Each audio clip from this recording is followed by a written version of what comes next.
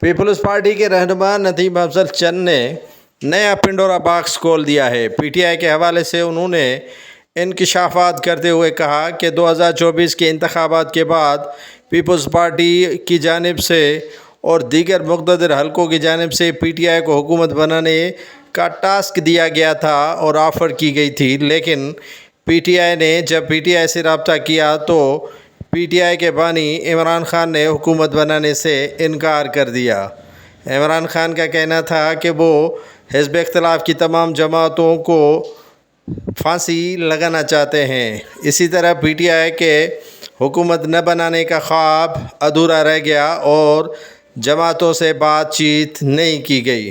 ان کا مزید کہنا تھا کہ پی ٹی آئی رہنما عمران خان نہیں چاہتے تھے کہ وہ حکومت میں آئیں اور اسی حالات میں حکومت کریں۔ ندیم افضل چند جو پاکستان پیپلز پارٹی چھوڑ کر پی ٹی آئی میں گئے تھے اور ترجمان تھے عمران خان کے، اب پی پی میں ہیں۔